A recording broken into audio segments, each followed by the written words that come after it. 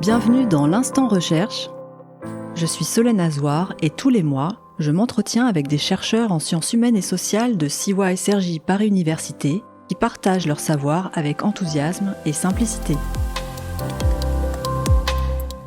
Démocratie au pluriel, citoyenneté et institutions face aux transformations de l'espace public. Derrière cet intitulé, on a 300 chercheurs qui soumettent à l'épreuve des sciences sociales des évolutions majeures de notre société dont le point commun est de fragiliser les démocraties.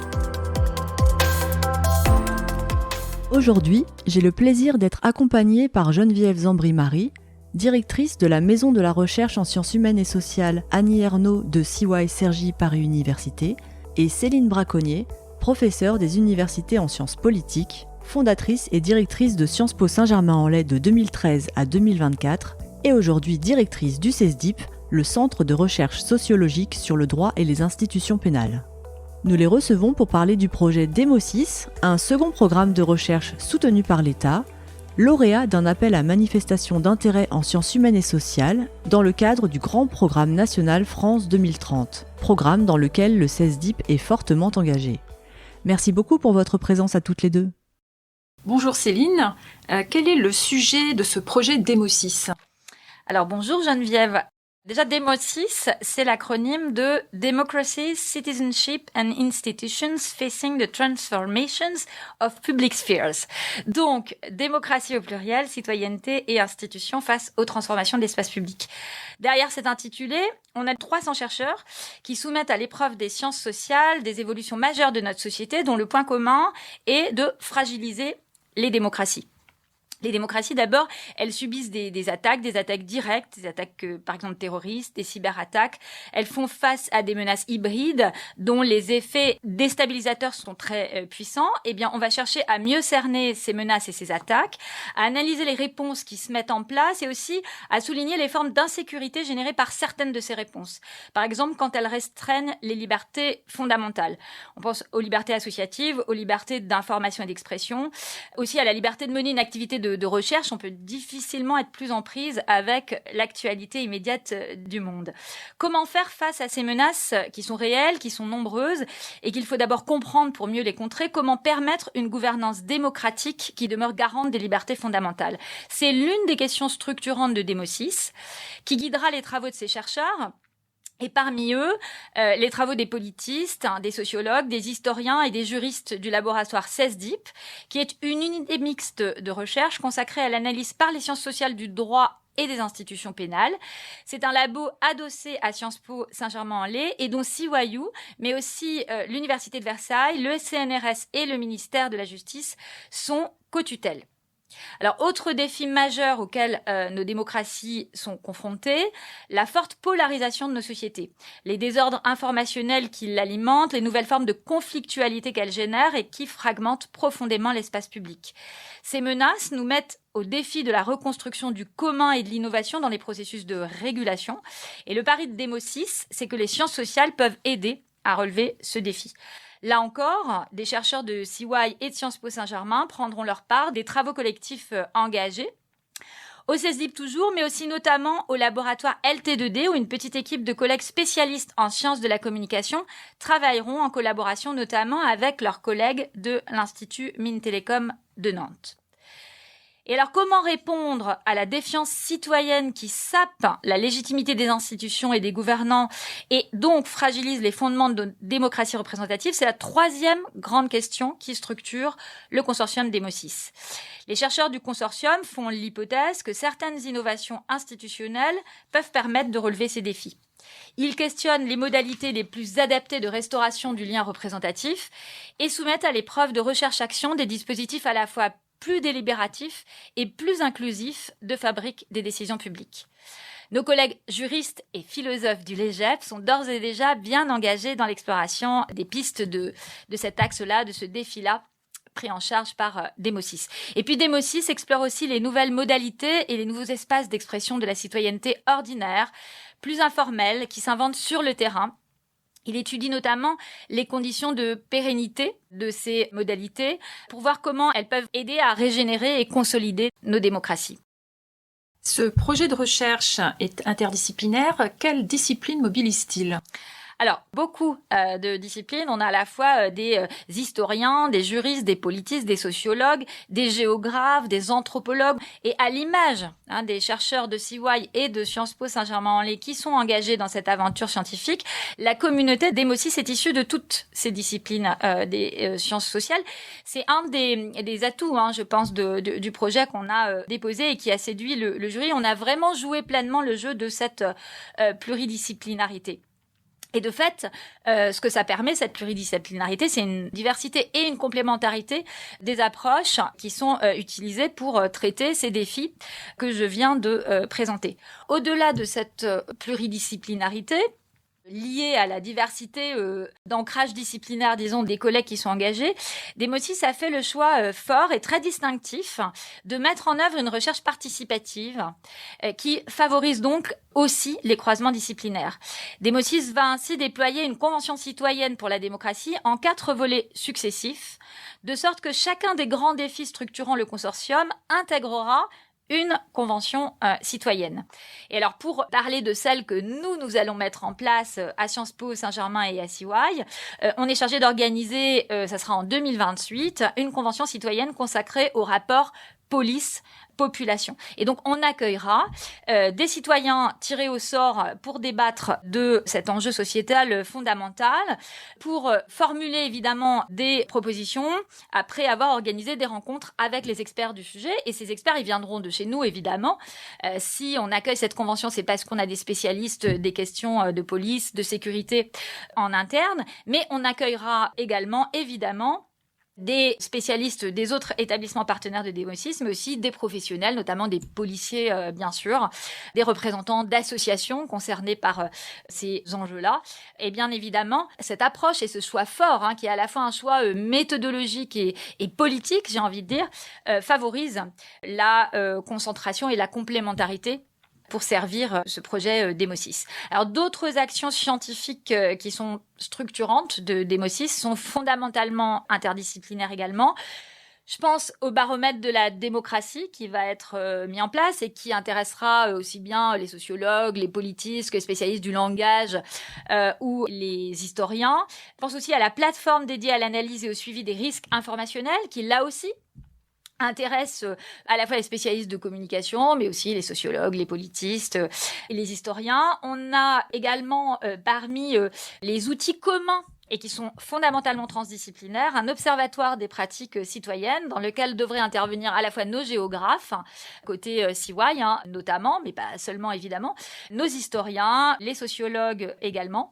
Les pratiques observées seront utilisées aussi pour caler les enquêtes du baromètre. On fait des liens entre les outils communs et elles permettront aussi de tester la représentativité des comportements soumis au baromètre à un instant T. Donc on a un certain nombre de liens qui sont faits entre ces outils communs qui tous favorisent les discussions et la complémentarité entre les disciplines engagées dans Demosis. Donc il y a beaucoup d'outils communs et interdisciplinaires donc qui permettront aux chercheurs de dialoguer entre eux. Quels sont également les résultats attendus de ce projet de recherche pour la société ?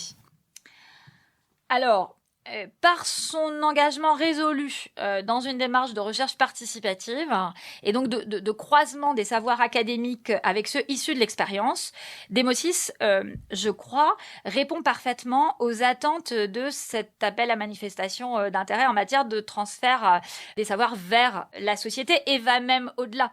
Parce que notre position dans Demosis, c'est pas seulement, même si c'est aussi ça, viser à donner accès au savoir académique et donc favoriser des formats synthétiques, les formats qui sont plus facilement accessibles à un public un peu profane et qui n'est pas un public de spécialistes.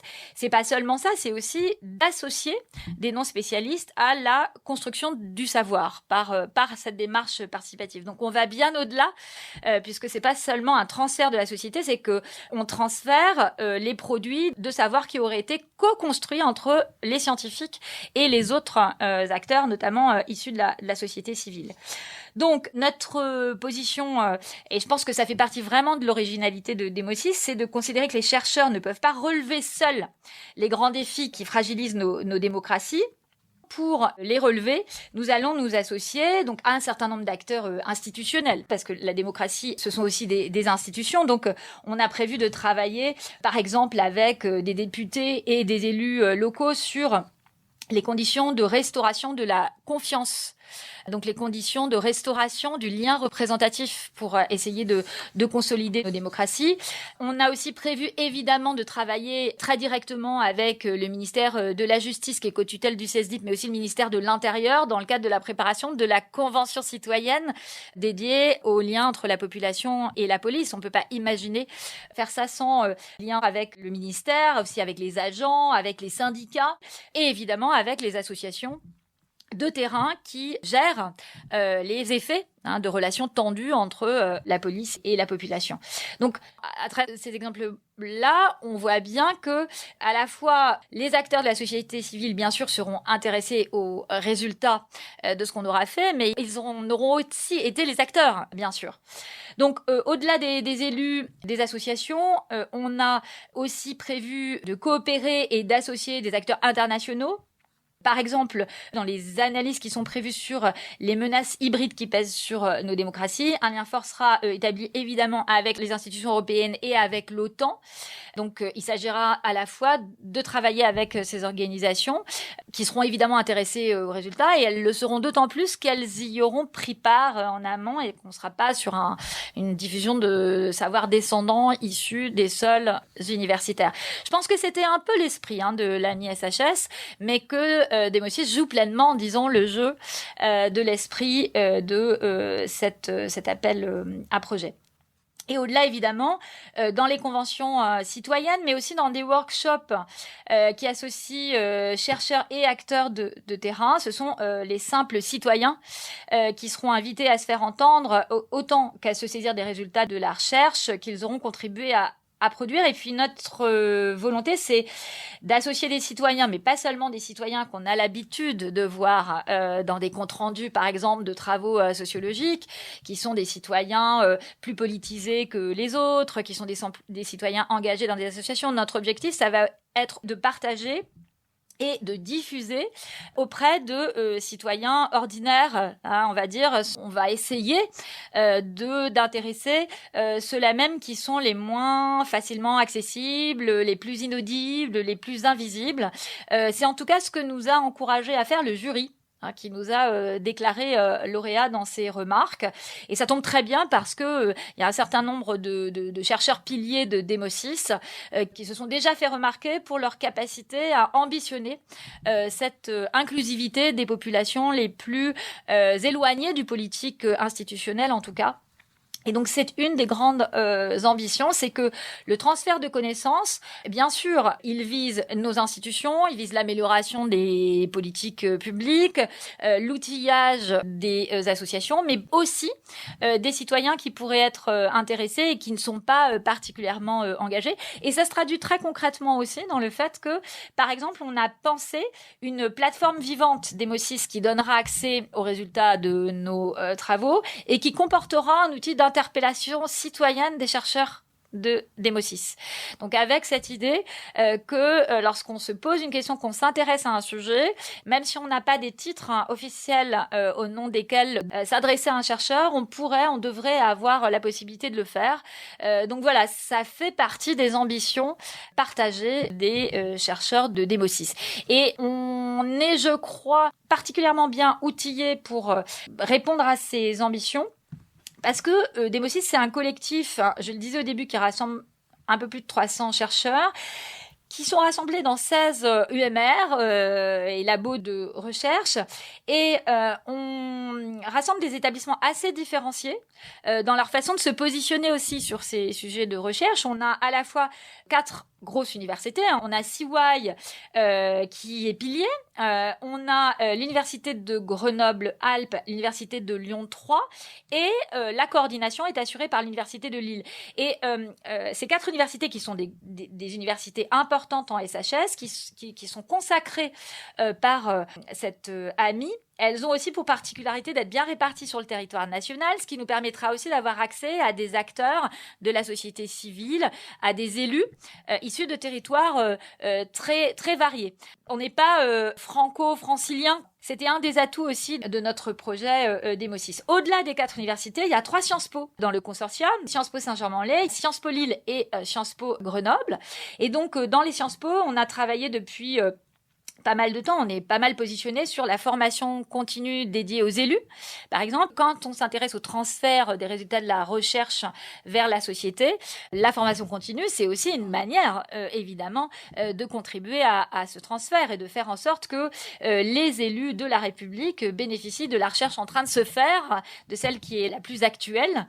Et donc, ça donne aussi un atout à ce consortium. Et puis, on est aussi associé avec l'IMT de Nantes et puis le CNRS et l'INRAE. Donc, la diversité, disons, des types d'établissements permet un positionnement complémentaire, y compris du point de vue de cette diffusion vers la société. J'ajouterais que les universités sont toutes associées à des INSPE et que par le biais des INSPE de chacune des universités et par le biais aussi des rectorats qui ont soutenu, c'est le cas du recteur de Versailles pour nous, qui ont soutenu notre projet. On a aussi vocation à travailler à des outils de diffusion auprès des élèves des résultats de la recherche Démo6. On sait que notre éducation civique doit être en partie renouvelée. On a pour ambition avec Démo6 aussi de contribuer à ce renouvellement en travaillant à la production d'outils, de kits pédagogiques à destination des enseignants et des élèves. Donc voilà, tout ça, ça relève du transfert des résultats vers la société.